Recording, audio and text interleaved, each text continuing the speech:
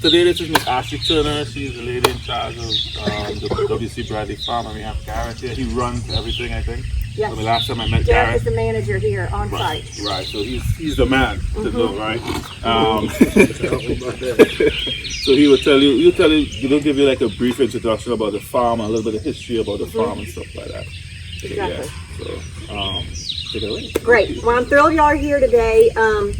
I'll explain a little bit about this place where you've been brought today, and you'll understand there's a really cool connection between W.C. Bradley Farms and Andrew College, where you are. And so that'll come out kind of in this history. But we're in Stewart County, Georgia. You're right here. If we walk through those woods over here to the west, if we took about a 5 to 10 minute walk, you'd hit the Chattahoochee River. So you'd walk through those woods, go down a little hill, there's some open land, some bottom land, and then there's the Chattahoochee River. And y'all know on the other side of the Chattahoochee is Alabama, so we're kind of on the state line here. Your phones, if you use your phone for a clock, it might have even switched over to Alabama time, which causes some confusion for a lot of people around here if you use your phone as a watch. But W.C. Bradley Farms was started by W.C. Bradley, and he started buying up land in 1917. He was a businessman in Columbus. He was involved in the cotton business up in Columbus with cotton factories and cotton warehouses and things like that. That was a big industry, obviously, in the South back then. And so he started buying up land to farm cotton, and that's what this is now. So he bought it in 1917, but if you looked at the history of this land, it would mirror the history of agriculture in America. So all over the place, you know, there was Native American farming here first, then white settlers came in, and they moved the Indians out, and there were actually some battles, and the Creek Indian War fought here as the settlers kicked out the Indians. And so then white settlers started farming this land in the way that they did, growing a lot of cotton, and then that led to sharecropping or tenant farming. So that went on this land in the decades that followed the Civil War. Then, like I said, W.C. Bradley started buying land in 1917 and still used the tenant farm method. So we still have some houses on this farm that are sharecropper houses that you can see where sharecroppers lived, folks who farmed the land, and then part of the deal was they could farm the land and then they had to pay the landowner with crops. Y'all might know about that system too. And we can talk about all that if anybody has any questions about that kind of thing. But then in the mid-1900s, people started moving off the land. Tractors and chemicals got to be a lot more advanced and used in agriculture. So a variety of reasons, people moved away. So there were a lot less people around here than there used to be. Same as where Andrew College is. You know, you see a town like Cuthbert. We have a town nearby called Omaha. Towns that were once, you know, pretty thriving towns in the South are, you know, people moving away, they're on the decline. So there was conventional agriculture that went on here, and that's what you see from the windows of the van as you drove in, the big fields with the center pivot, the sprinklers that go around and water the field, and usually one thing is grown on that field at a time. It's a monoculture, and they use chemicals and equipment and tillage, so it doesn't require quite as many people because it's done a lot with chemicals and machines. So that's conventional agriculture.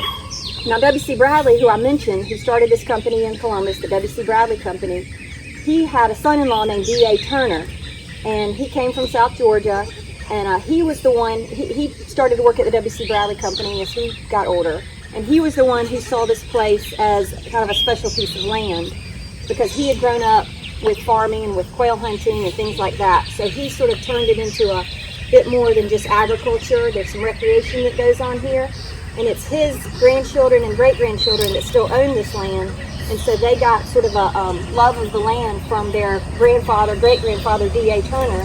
And D.A. Turner, he was very passionate about Andrew College too. So your dining hall, I think it's called Turner Dining Hall. So that's D.A. Turner. He's got a portrait hanging in the dining hall. So he really loved Andrew College and had a real heart for that place. And so that's kind of a connection that we have with Andrew College. And a lot of his descendants, his grandchildren and great-grandchildren, still really support Andrew College and try to help out there in any way that they can. So that's one of the reasons why we're so glad to have y'all here for a field trip. And I know none of y'all said you want to go into agriculture, but you know, there could be chances for a summer job or internship or something like that if you're looking for anything like that this year or in the near future. But like I said, D.A. Turner was about the second generation of this family that I'm describing, and now we're into the fifth, sixth, and even some babies that have been born of the seventh generation of this family. So that's pretty rare that 7 generations of a family would still own the same piece of land. It's really unique and rare, and we're very proud of it.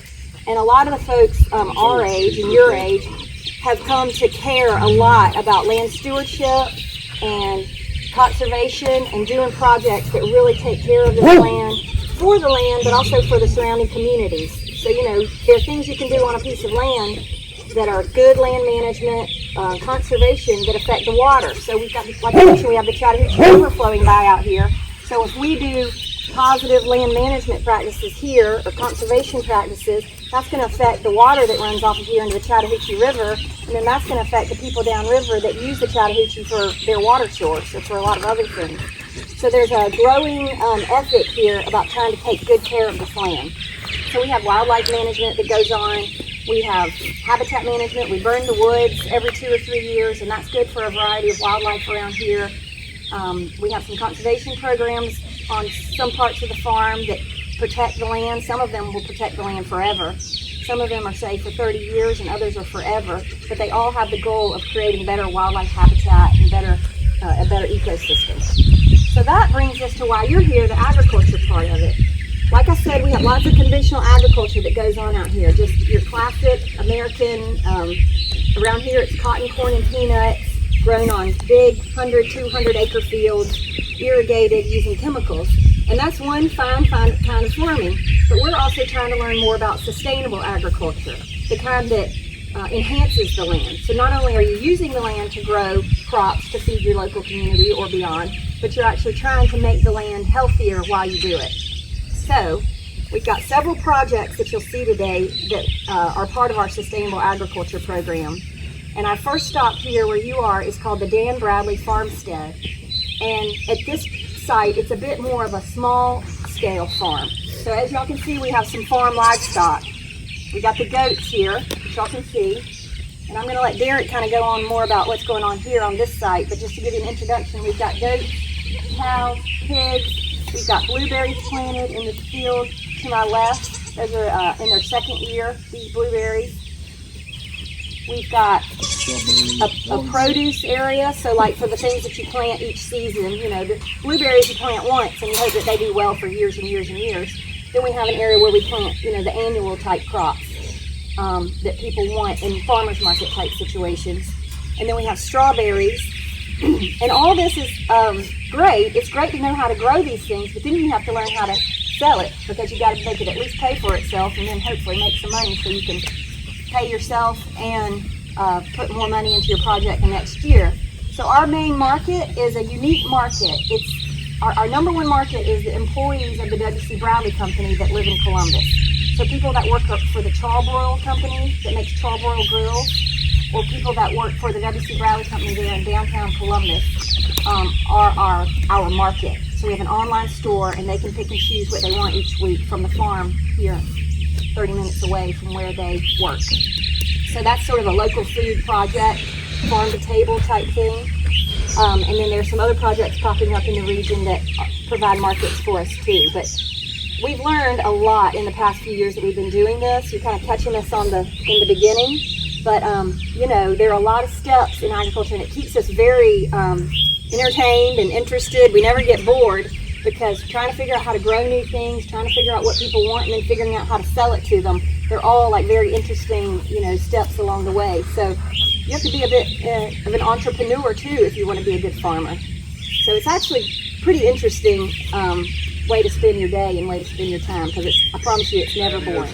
You know, what we do here is very small scale compared to some places. So when I stepped away from farming, I realized how much I loved it. And of course, you know, being here on this place and having as much agriculture as what it offers, we kind of started bringing it back in. At one time, the family kind of just basically bailed out of farming. We've always leased it out and let it be more of somebody else's headache. But our main priorities during the wintertime, during the hunting season, is conservation for wildlife, because we are wildlife oriented right here. What we do with the farming and the homesteading is very, you know, like I said, like she said, for the company, for the family. just so they can kind of see and know where their vegetables and where their meats are coming from. We here on this particular area, we're actually transitioning and moving a lot of this away from my house, mainly because of we don't have a lot of room to expand because of quail habitat. We do still run a fair amount of hogs up here. We've got some breeder sows that I'll show you all here in a little while. We run through the timber, just kind of grazing, and we actually, we get a lot out of this natural vegetation out here on the spring flush when we can move them through and they can just eat and graze, and we still have to supplement them a little bit of feed, but it takes a lot of the feed cost out. The cattle are actually from our herd of cattle. We raise the cattle as calves. We got a cow-calf operation, small cow-calf operation down at our organic farm. We keep a few steers just to feed out on organic grain. No hormones, no anything in them. A lot of people like to know that. But one of the neat things that we do here is the vegetables. My wife, she's just pulled up. She does all of our vegetable farming. We started 2 years ago the U-pick strawberries. Actually, this year's our first year for U-pick. We didn't plant near as many strawberries. I don't know if y'all ever been around strawberries or any of that, but it's very labor intensive up front. Once you kind of get them all planted, it's not that bad. But we planted 4,000 seedlings this year. Next year, we're probably going to be planting 12,000, just because it's such a big market. People love to come out and love to come to the farm and just spend a Saturday morning or Sunday morning or whatever picking strawberries and doing something outside. Agritourism is something that we've really benefited from, because of a lot of people are getting back to their roots on farming, and they're starting to figure out, there's a lot more to be said for sustainable field to fork type operations. We tend to take it for granted when we go to the restaurant or the Piggly Wiggly or Publix or whatever and buy our groceries. We don't really realize what goes into it and where those plants have been. So sustainable ag for us is more focusing on what we know we've got in it. This is my wife, Jonna. She's about out of commission because she's about to drop her fifth youngin. But anyway, that's one thing we're really good at too, is children. But I'm gonna let her take you around and show you some of our operation. We haven't planted anything yet. We've got a lot of beds put in. We do plastic mulch. We do a biodegradable mulch so that we don't have to worry about it contaminating anything. It all breaks down. If we didn't pick it up, it would literally break down into the soil. It's mainly for the organic status that we try to keep going, even though we're shifting a little more away from organic. We're just trying to be more regenerative. But after y'all get a look at everything here, she can show you. We've got different sizes of pigs. We actually brought these pigs in from another organic farm or regenerative farm. We bought them as feeder pigs. We are training them right now. You'll see that they're in a small area with some fences that come out and just go different directions. What we're doing is we're training those pigs to be accustomed to poly wire. In other words, it's an electric wire that, when they get close to it, they know it's going to hit them. Pigs are very easy to train. They're very smart. You hit them once, they don't forget. And when you get over here to where our sows are, that we actually raise pigs out of, you'll see, because it's just one strand of wire just about that high off the ground, and they do not get out. They stay in this pen. It's amazing at how easy it is to run pigs in a pasture operation. She can show you some of our bedding.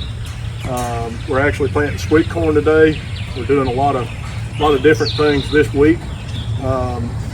We've got some of it, like I said, bedded out here in plastic mulch laid. We've got our strawberries back out to the side, but I'm gonna let her take y'all around. When we get done here, I want to take y'all down the road to another operation we call Rude Creek. It was at one time 180 acres of organic center pivot land. We backed up a little bit. We've really struggled, not just with the organic market, but raising the type of yields that we need to be able to sustain the operation. And trust me, we've done green beans, corn, peanuts, soybeans, hemp. We've tried it all.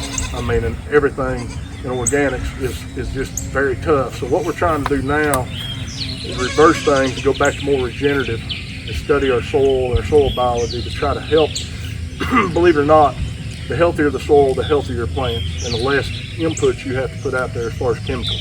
And we went completely no-till with this operation. We've got actually pasture chickens down there that are completely free-range. It's a pretty neat operation. I'm going to show it all to you before we get done, but I'm going to let her kind of take you out here and show you some of the animals.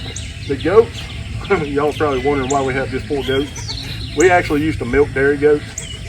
These are actually Nigerian dwarfs. We've kind of gotten away from it because we figured out that was 7 days a week, and that's something, if you get into sustainable ag, you're going to try things and you're going to say, I wish I'd never done this. But we had, at one time, had a pretty good sized herd of La Manchas. Is that how you? We had La Manchas, which are the ones that have no ears. They look like a burn victim. They have no ears, but they're very good milk goats. And we were milking goats to make lotions and soaps. I mean, it was amazing what you could do with it, but it just got to be really, really hard. So we started kind of shifting gears, got away from the goats a little bit, and they're really just here for kids to pet. But we started bringing our steers up here, in which we're bringing the steers out of here as soon as we get, we've been working on a perimeter fence. We're putting them on grass and grain. So we don't want them just grain finished. We want them grass and grain. But we free choice grain, but they have the luxury of eating whatever they want. But this is kind of like a staging area because we just got through sorting off and keeping what we want to keep. But y'all look around, and if you have any questions, please ask. Please do. I don't know half of what he's talking about. Does anybody have any questions? There's no stupid questions. I could go on and on about farming all day. He knows farming so well that he talks about it like, it's nothing. And if you don't know it as well as he does, you're welcome to ask questions. Yeah, and please ask why we do things. And sometimes we have a good reason. Sometimes we just do it because we don't know any better. But, one thing that I can tell you, we've done this for 3 years now, 4 years. But we've been kind of playing with this for 3 years, and I can tell you every year we learn something. We learn something new, something that works a little bit better, something that we can improve on. Just like this biodegradable plastic. We tried, I think you said at one time, one of the leading plastic waste, plastic is in vegetable bedding. Maybe. I mean, there's a lot of vegetable plastic laid in this country. Do you know what he's talking about? When you see a row in a garden or in a farm and it's covered in a layer of maybe black plastic, sometimes white plastic, and the plants are growing up out of the plastic, in an effort to keep the weeds down. When you get done with it, what do? You got to just get it up and throw it away. So, I mean, there's tons of plastic that gets away from it. That's why we kind of went more biodegradable. We figured out, it's not only you're going to leave bits and pieces of plastic laying around, but that biodegradable stuff, it doesn't last as long. But really, if we get one season out of it, we're better off, because if we leave a little bit behind, it tills right in, and we don't have to worry about any pollution. But yeah, there's a bunch of things going on. I've got some of my crew here. We're going to be working in the gardens, trying to level off where we pulled some beds. And we're actually moving down. We're starting to graze cattle on cover crops this week. And when I say that, we're doing it in a paddock style grazing. So I can kind of show y'all some of that too. But I challenge everybody to ask one question today, at least. I'm going to remember it. Cattle. Yeah, one of ours, we got a neighbor down the road where he does dairy cows. These are more beef. So they're fattened up for, beef.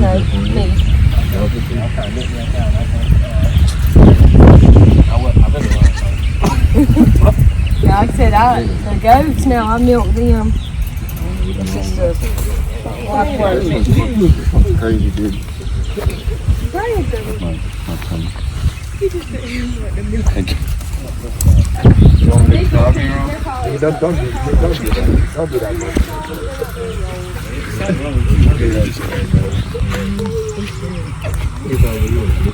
I said that yesterday. You did say that. I did say that yesterday.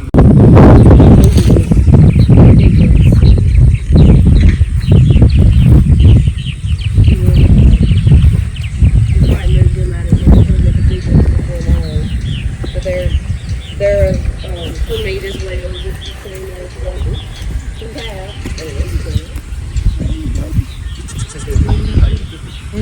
I like to watch, they will just be fun.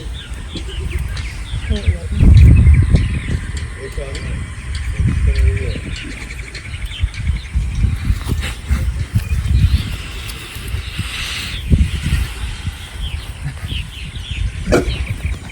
kitty.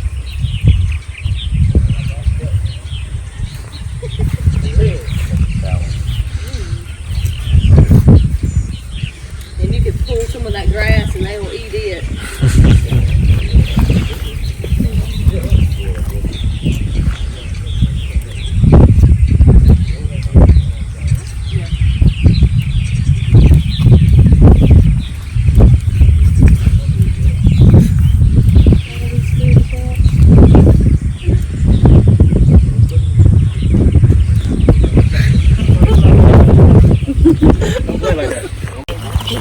So blueberries have become a pretty big crop in Georgia. There was a time where people didn't really even think you could grow blueberries in Georgia. It was more of a New England type thing. But farming is always changing. People are trying new things, experimenting, and even coming up with new varieties and stuff like that. So people came up with these varieties of blueberries that grow great in Georgia. So it's actually become quite an industry. It's one of our big crops in our agriculture in Georgia. And if you didn't know, blueberries, like I said, that's one of the things that you plant and then you hope it does well for years and years. They'll last for 50 years if you take care of them. And like I said, I think there's 5 different varieties out there, and I've already discovered I like the ones on the far end. Okay. So does anybody know why you would plant many varieties of blueberries? Like, y'all heard of Granny Smith apples, Red Delicious apples? Like produce well here. Yes. You have variety. So you'll have a variety. One year, one variety might do better because of the weather. Maybe we have a cold snap late into the spring like we did this year. That's what Well, happened. maybe there are some blueberries that haven't put their flowers on yet, so they're going to be okay. But the blueberries that already have their flowers on aren't going to make it unless you go out there and do all kinds of crazy things like light fires in the aisles and run the sprinklers or different things that people try to get through a cold snap. The last cold snap we had, we put the overhead on overnight. So they turn the sprinklers on in an attempt to keep the blueberries from getting damaged by the freeze. Sounds crazy, but it works. But the continuous running water keeps it from freezing. So, but it's still got this first, some of this first and second row. Yeah. But those farther rows are a later blueberry. They're more of like a June bearing instead of a May. So that's another they've thing done about a lot farming. better. You could Lot plant better. one big field of the same variety of blueberries, and guess what's going to happen? If they're blueberries that make berries in May, guess what's going to happen in May? All you're going to be doing is picking blueberries, and then you're going to try to keep selling them all at one time, and then you're going to be done with blueberries. So the idea of diversity in your varieties means that maybe you plant 2 rows that make berries in May, you plant 2 rows that make berries in June, and 2 that make late berries. Then you get to spread it out over the summer. You can focus on other things. You can take a few berries to market each week instead of trying to sell all your berries at once. So, you got to think like a business person when you're a farmer, whether you're going to a local farmer's market or if you're selling to the big, agricultural processors or factories. So that's part of why I was telling y'all it's never boring. There's always something to do. Oh yeah, horses out here? Some horses. We do have horses. You're not going to see them today. They're on another part of the farm. They're used in quail hunting. But yeah, that's the thing. I'm trying to sell y'all on farming and land work, land management. If you were to come here to work for a summer job or an internship or something, you get to be exposed to all of those parts of it, not just farming. Wildlife management, horses, hunting dogs. So you'll do internships for agriculture and then a work just for the summer and for Yeah, if y'all are interested, we'll work with you. Dr. Redhead's got my info. I didn't bring business cards. Chickens.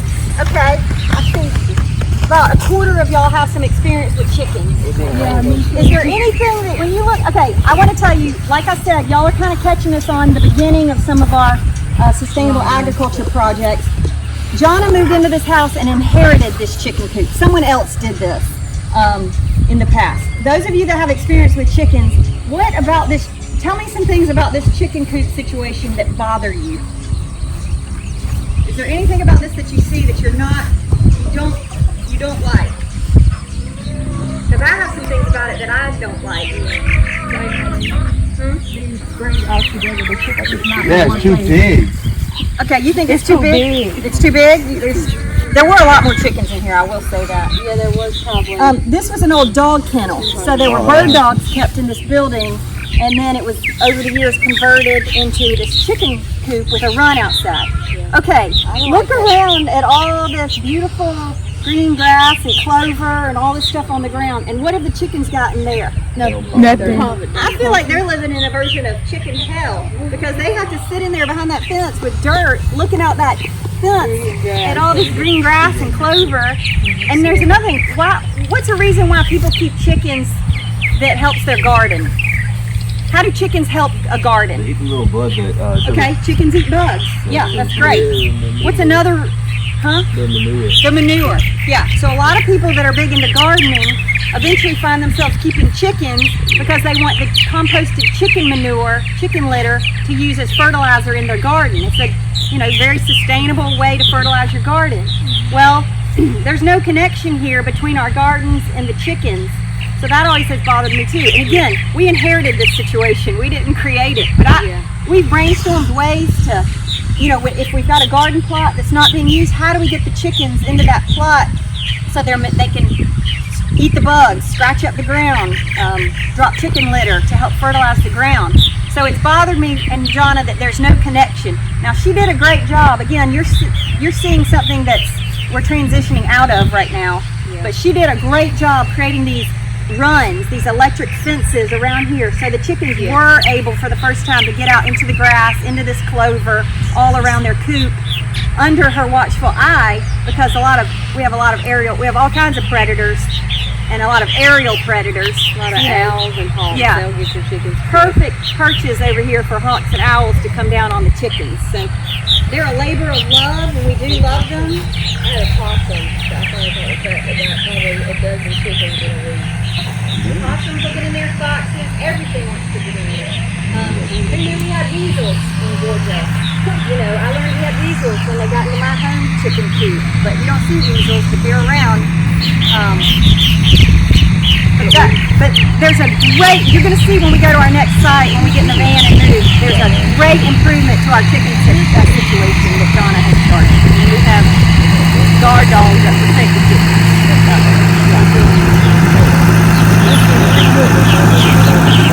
Multiple crops. There's also a need for diversity in what you plant where. So if you have a home garden that's in a box, or if you have a half an acre where you're planting crops, it doesn't matter. Either way, it's important to rotate what you plant there every season or every year. If you plant the same thing on the same piece of dirt every year, you're going to create problems for yourself. Does anybody know why it would be a problem to plant the same thing on the same plot every year? It puts the same nutrients out of the soil. Okay, great.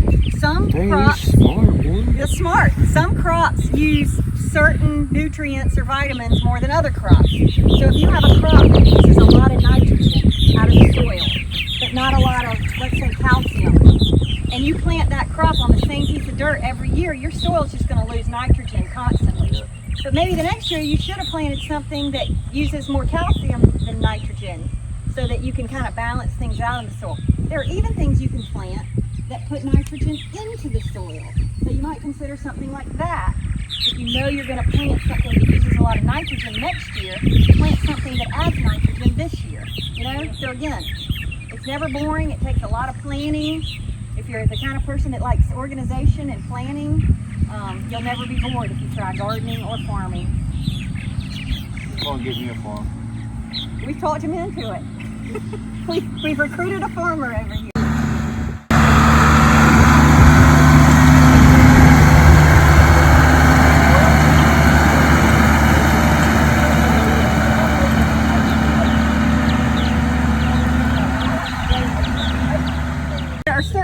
There are certain foods that we eat that grow in the fall and winter, and then there are certain foods we eat that grow in the spring and summer.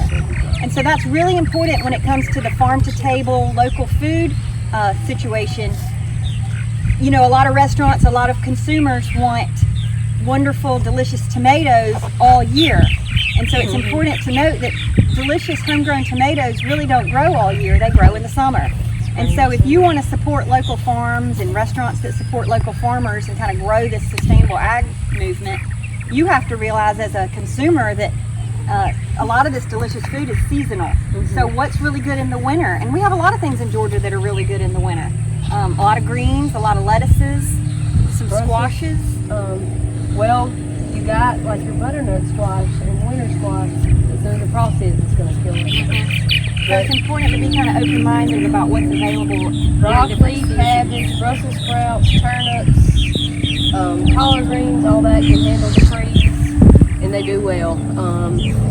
You know, if you say you go to Walmart right now to get plants put on, you're going to see broccoli and stuff, the plants, but I don't even try to, it's not going to survive in this hot, in this heat. So that's the reason why y'all might know people, maybe grandparents, who put up foods. They pickle them or can them because they want to save those delicious fresh foods from the summer and be able to eat them all year. That's where that tradition came from. It's because we've gotten used to getting whatever we want to eat whenever we want to eat it, but really that's not the way that it works in nature.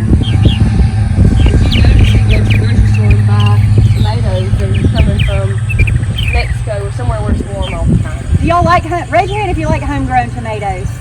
You have like a positive memory of eating some a homegrown tomato sandwich or something like that. Okay, I don't eat tomatoes. I'm going to challenge y'all. Does anybody here like asparagus? No. I can only hear Okay, it. it'll be asparagus. Yeah, I have certain ways that I like it better. I challenge you to figure out how to find some fresh, farm fresh asparagus. Even if you don't like asparagus, you just haven't had good asparagus. Why are you so tempted to wanting to touch it? My husband messages me all the time. If we're moving it, I'll have the wire in my hand. It's awful. Oh, that don't turn it on. It's not. It's just a little bite. It don't. It hurts them more than it would us.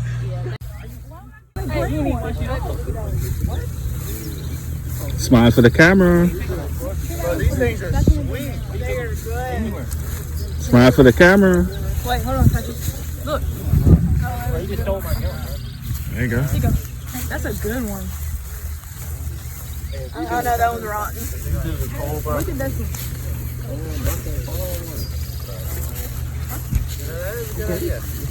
Hey, get over here. Brian, get this one, bro. Do you guys know military time? No. No, it is supposed to be military time. I was wondering. Imagine if it's Alabama time. I know y'all probably heard about the chicken tractors. You know, the new thing is pasture-raised chicken. I stole some of these ideas from other people. You know, I've seen people that have fenced in their chickens with electric woven wire and all that, but we took what we thought would work. So we have a good perimeter fence. We don't have to worry about the dogs going anywhere. The stalk trailer was something we had laying around that wasn't getting used, and we decided to convert it. It actually has a water tank in the gooseneck, so they have water with them at all times. The dogs have licks on that same tank. Everything's pretty much self-sustained in the coop. We move that thing pretty regular. And what I was going to show y'all was what these chickens are doing for us, other than getting the eggs. And somebody asked how much these chickens cost. We get these chickens for about $7 a piece, and they're within 4 weeks of laying when we get them. These chickens are just now turning 4 weeks old, and they're just now starting to lay. We'll raise these chickens out here for a year. We'll lay eggs for a year, and then we'll liquidate and get another flock. But the fertilization we're getting from these chickens, see, this is all cover crop land that we're actually running cattle through, grazing the tops off of these cover crops. They're actually fertilizing and eating, you know, insects and things that are hurting our cover crops. So we're getting a win-win for the chickens plus the eggs. They're very friendly too. So we one thing that's very important, if anybody ever gets into this, I can tell you those dogs right there are worth their weight in gold. Nothing out here, no birds, no nothing will bother these chickens as long as those dogs are here. And they do range. I mean, they will range and check their territory, but I mean, just anything flying over, they're protecting these chickens. They think they're part of the chicken flock. So See, like that one's smelling Ashley because she's holding the chicken. yeah, they're very protective of the flock. And it's what's funny is as the dogs wander, the chickens go with them. Yeah, they know they're protected. But what we've started doing here on this farm is more of a regenerative cover cropping, grazing, getting livestock impact to try to enhance our soil fertility, increase our biology, microfungi that we're wanting to grow in the soil to help break down the nutrients that we're actually wanting to get out of the soil. Y'all probably smelled the chicken litter. We have spread some chicken litter into the ag field this year to try to enhance a little biology until we get enough livestock impact through it. The small pivot on this side, y'all saw when you're coming in, you see this cover crop we've got planted. That's where we're going to start running the cattle. The cattle will basically mob graze through that whole field and around through the timberland, everything outlined this whole area except for what we're cash cropping. And we mob graze them to keep them in an area so that we're increasing that fertility load. All the manure that's coming out of the cattle is basically fertilizing that area. They're trampling the cover crop. They're adding, a lot of stimulation to the soil. But once we graze our winter cover crop, we'll come back in. We'll plant a summer cover crop. We'll run the cattle through it again, and it's just enhancing that soil biology. Next year, that will be a cash crop. The cattle will come back over here on another cover crop on this side. We'll just keep the cattle moving.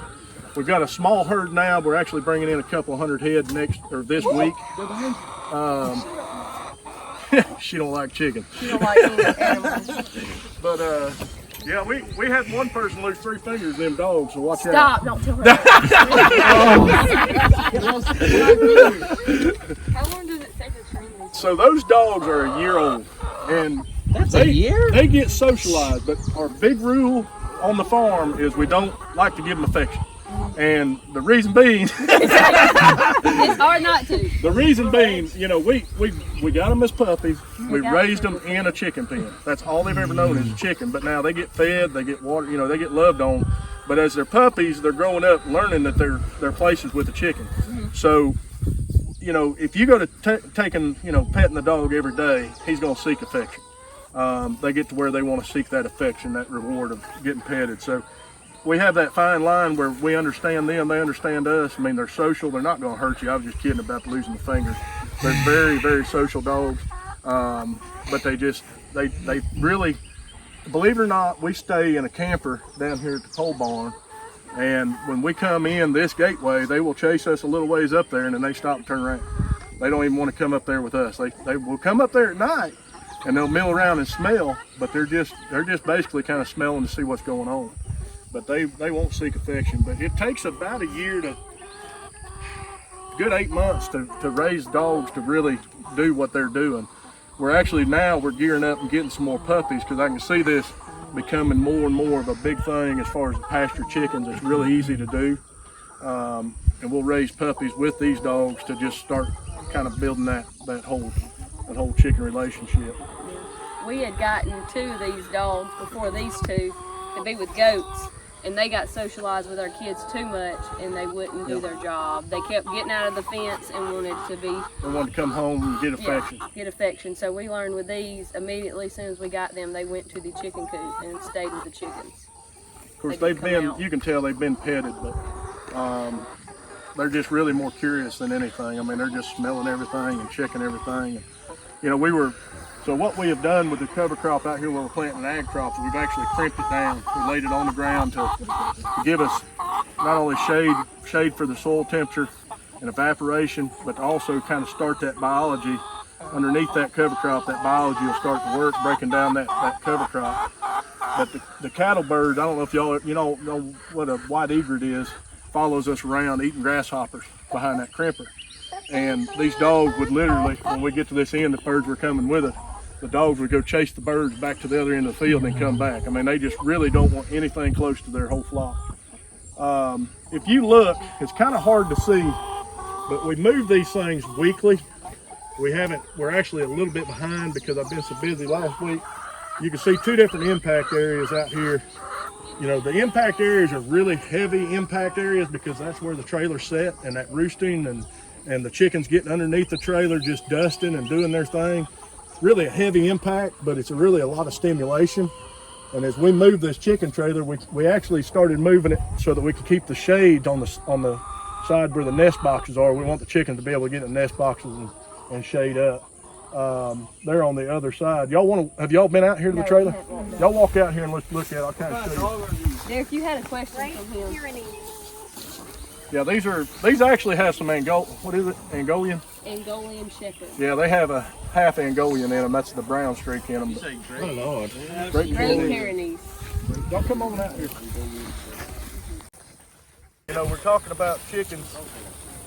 You know, they're dropping a quarter of a pound of manure a day. I mean, they're manuring everywhere. They're manuring in the grass. I mean, that's fertilization for us. So, you know, not only growing the grass for the cattle to graze, but getting fertilizer for food. Yeah, so we'll bring the cows in and graze across this and mop in paddock graze. What do the dogs do with the cows? They don't do anything. We try to keep the chickens away from the cows. Because one thing we like to see is the dung beetle coming in and doing their thing behind, and then we bring the chickens in to eat all the larvae, cow larvae. So it looks like it would be crowded, but believe it or not, we were kind of amazed. The chickens do really well in this trailer. I came in here the other night and I'm actually getting ready to close the nest on roost and take them across the road. So I come in at dark after everybody's went in the trailer, I close the door, and the next morning we'll come in and get the trailer and move it to the other side of the house or other side of the road. So we've got our water lift inside, water tank in the front deck, water gravity fed, 300 gallons, been good for at least a month. Chicken feed, we have to supply a little bit of feed, and these laying boxes are actually designed to handle 75 chickens in heat. So, Pushing that down? Oh, there's another one. Never mind. It's not that. we fill the hens and get another ground full. Is this where the eggs go? Sir? Is this where the eggs go? Yes, sir. So the key to really good egg production is clean. So when the chickens come in and lay, they actually roll out. You know, this is the wooden egg that we put in there to kind of stimulate them to want to go in there and know that that's where they're nesting. But they actually just get in here. I know it's hard to believe, but this box itself will supply or will handle up to 75 hens, laying hens. Now they're not all going to be in there at one time. They're all going to lay at different times. But you know, if we come out daily and gather the eggs. This just seems really easy, right? Well, this is easy. You don't have to go inside. They're clean. You don't have to wash them if you don't want to. You know, I don't know if y'all realize an egg is actually, you know, protected by a mucus. When it comes out of the chicken, I mean, that egg is good for up to, how many days is it, Johnny? It's sealed. Huh? It's sealed up. I mean, months on the countertop if you don't wash it. I mean, if you don't wash this egg, it lasts forever without a refrigerator or anything. Are you talking about the mucus on the shell? It's filling the holes in the shell. Now, if you wash this egg, then you immediately have to refrigerate it to keep it good. Is that why they say wash it? That's why we like to keep a real clean egg. They have a better shelf life, and you don't have to worry about refrigeration as much. If they're clean, now if they get a lot of manure on them, then obviously you got to clean them before you sell them. But now these are small because they're full of eggs. But I'm gonna tell you, you can go to town, get you a box of Eggland's best chicken eggs, and get some of these and eat them side by side. There's no comparison. I mean, these have a lot better flavor profile. Start eating fresh chicken eggs, you won't go to the store. But I mean, it's hard to imagine that these chickens, 225 chickens and 2 dogs, can just live here without anything eating them. But yeah, believe it or not, it happens. We hadn't lost. You ain't built different. You want me to put my gorilla paws on it, man? Come on. Wait, can you crack it? I don't. Actually got it in last week, but we just had to get in here and give it all the work.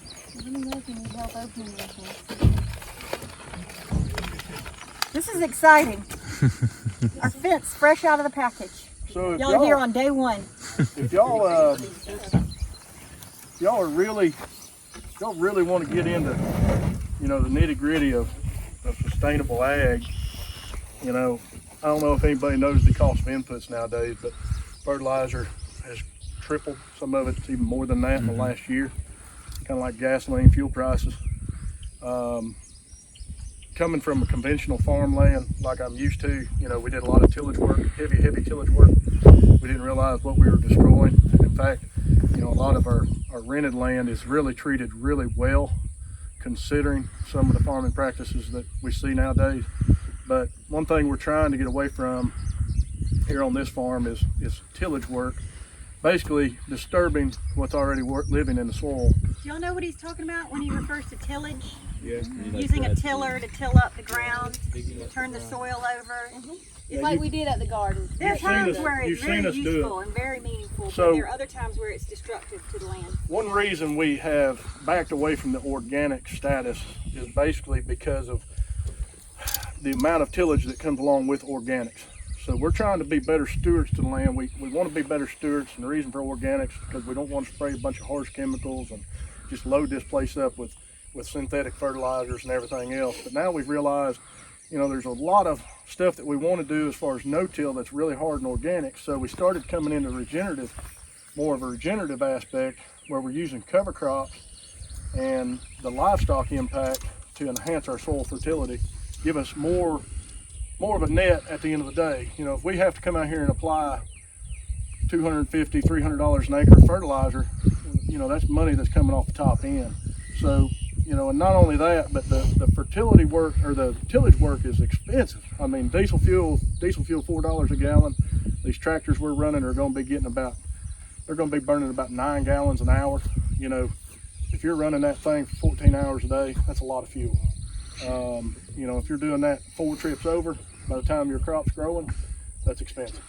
So what we've started doing, looking at it more regeneratively, is cattle. And somebody had said, do y'all ever mow this? No, we don't. We do, but we don't. I mean, we will enhance the roads and keep things where we aren't just filling our radiators full of trash. But this right here, to most people in the cattle business, will go crazy. Because you take our cattle that are across the road and bring them in here, they are going to go to town. They're going to eat like they haven't eaten in 2 weeks. I mean, this is all good grazing. So we are also putting weight on cattle, on calves. We actually have a brood cow-calf operation. The calves are growing through the summer. When we get to the fall, our wean weight's going to be a lot higher because we have better grazing than most people do. We're bringing in some lean cows that will put on some weight on quick. Cattle are kind of like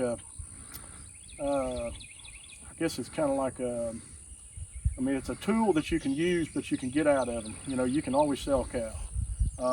We'll bring them in herds of about 100, and we'll run them, fatten them off, and sell them, and bring in another flock. We might eventually get cow-calf, and if we do, we'll obviously have the winter time when we have to house those cows. But what I was going to show y'all, this is polywire. So this wire comes on it's basically a half-mile roll. These rolls, a half-mile is a lot of wire, but these rolls will go on a hand reel. It's a geared hand reel that's really quick when you go to roll it back up. But when we come in, we don't just turn the cows loose on just a wide open field. We don't just free for all. We try to contain the cattle in a paddock, big enough or large enough to fill their needs, but also we don't want to destroy everything. We don't want them to graze it down to nubs. We want them to eat what they can, trample some, and then we move them the next day. So every 24 hours, these cattle will move. That fertility is basically locked into that paddock. So you're getting all your fertility kind of dropped in one area. It's easier to spread your fertility out and put it in one spot if you're paddock grazing. If you're just turning them loose, there's going to be a lot of spread, higher fertility areas. Typically, cows will go to what they want first. And if you put them in a smaller paddock, you aren't really forcing them to eat something, but you're basically limiting the amount of what they can eat. So they're going to eat and be a little more choosy or less choosy on what they eat. They're going to eat pretty much everything. But we use this polywire. Brandon has got a couple of ring top. We have done a little bit before. We're really gearing up, but somebody will be on that side by side. We come in, the other side of the road is actually going to be grazed. You can see how tall it is. If I walked out there and it's chin high on me, we have a lot of biomass out there, so we're going to have some pretty small paddocks. We only have about 25 head of cattle right now that we're running, so they don't require a lot of groceries. And we want to terminate pretty much, we're probably going to terminate about 70% of it, mainly because it's on its tail end. It's going downhill. It's getting mature. It's not going to grow a lot more. I'm not really worried about having a whole bunch of it left over. We want a little bit, and we'll come back in and replant a summer cover crop when we get through. But these ring top posts, we will literally just string this wire out with a four-wheeler and come back and lay these ring tops. And we'll measure out the area that we want to put them in, but it'll be electrified by a solar panel charger. And these cows are pretty much polywire trained. They know this is hot. Now we'll have a few calves breach it and go underneath it and just, you know, mill around and away from it, but as long as their mama's inside, they ain't going anywhere. They're gonna stay around there pretty close. But the cows, you know, respect this wire as long as we keep it relatively hot. And you know, we're actually fortunate here to have a really good perimeter fence. You know, if one does get out, it's not the end of the world. We're gonna round it back up. In fact, somebody said I had a cow out the other day, but I have not seen it because all of them are accounted for. And somebody said they saw a cow over here, but I think they were drinking or smoking something really good. But basically what we're doing with the livestock, and it goes along with any kind of, you know, ag or whether it's gardening or anything, it's just a different scale. Here we're large scale because we're row cropping. But you know, any kind of animal fertility, animal impact in gardening is a positive.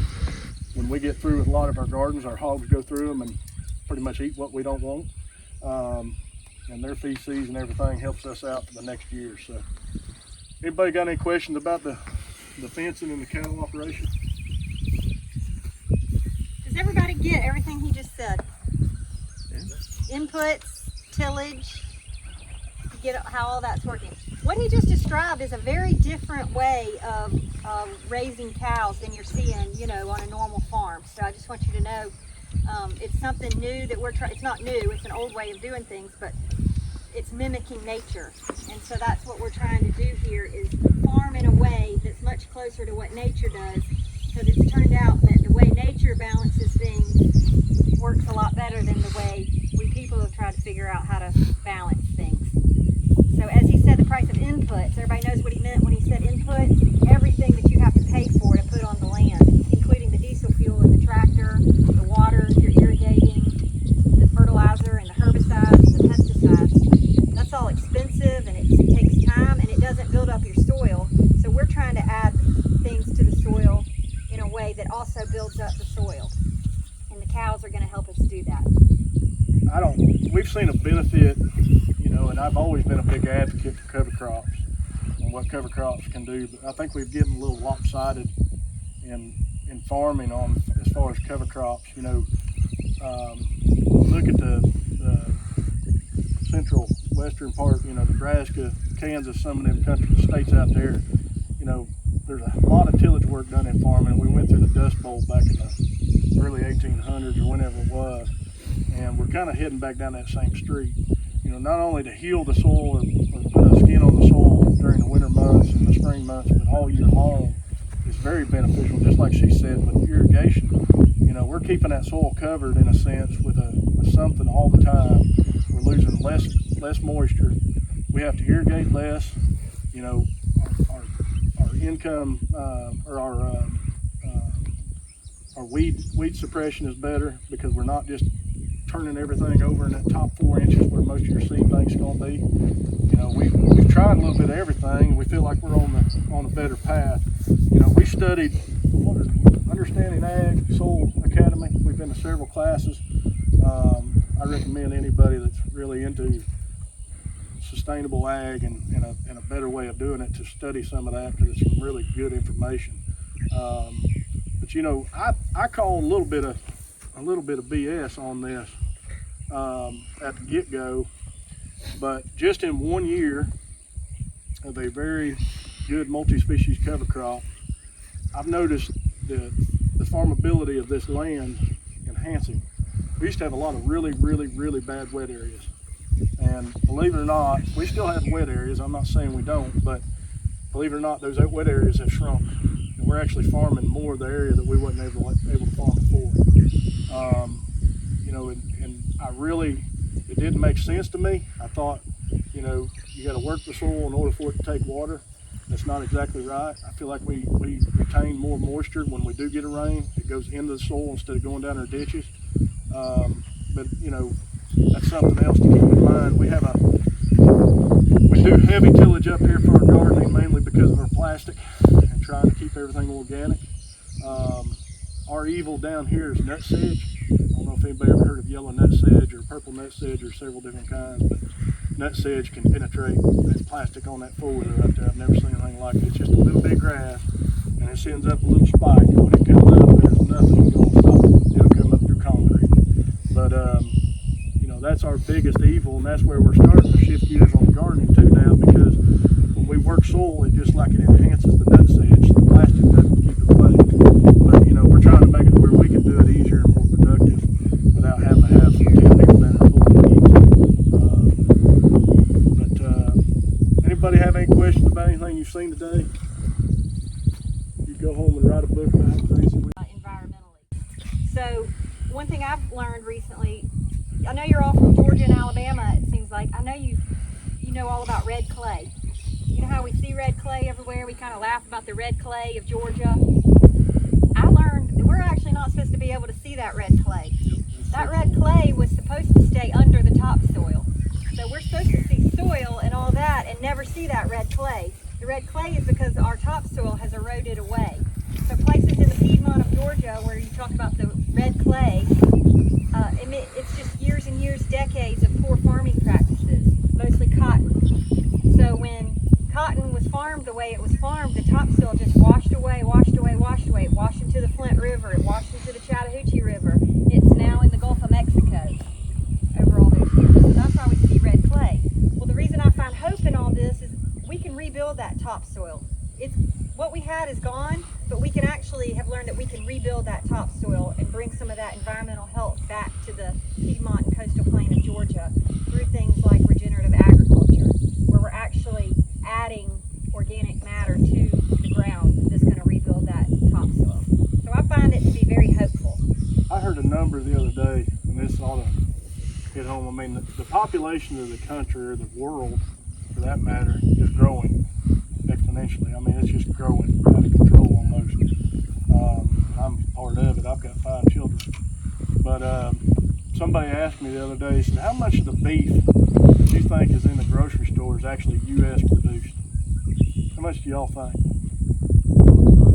Wouldn't you hope that all the beef you're buying came from somewhere nearby? I mean, you know, I'm not saying that there's anything against other countries, but you know, I am saying that I think other countries have issues with their environment and with their farming practices. About 17% of the beef in the grocery stores is U.S. produced. You know, we as people, 17%. you know, have to realize one of these days. I mean, my dad's always said it. He's 60-some years old now. He's always said, Derek, there's always going to be a place in this world for a farmer, because the world's not getting any smaller. He said the population growing and everybody's learning how to eat really well. Everybody likes to eat. I had a T-bone for supper last night. I like to eat. Y'all can tell that by my figure. But you know, the better we eat, the more we get used to it. There's going to have to be some sort of sustainable ag, whether it be a home mom and dad or mom and pop, you know, gardening situation, or whether it's a little bit larger scale. But you know, there's going to have to be a point where we're going to have to. I think we're going to have more agriculture in people's lives, and more of it be a more self-sufficient. Because you know, that's the hardest thing in ag. A lot of people don't have the stomach to do it. It can be feast or famine. I mean, weather dependent. You're a lot of climate. You know, the climate's changed. That's where it's getting hotter every day. You know, it's not easy to get out here and work in these fields when it's 110 degrees. And, you know, pick vegetables, string cattle fence, and all that. But it's hard work, and I'm seeing less and less people involved in it nowadays, especially the younger generation. But hopefully y'all took something from today, and you know, if y'all have any other questions following up with your professor, and you know, let him follow up with us. We'd love to answer any questions. If anybody out here is interested in studying more of it and getting more on-hand experience, I invite anybody to come out and you know, help continue their education on it. We don't know a whole lot. We try a little bit of everything, and we're good at telling you what doesn't work. But you you know, I hope you all get to see some other farms too, and some other areas that, you know, do things a little different than we do. We happen to have our way, and that's kind of what we've started with, but I know everybody's not alike. So, questions, Brandon? Question.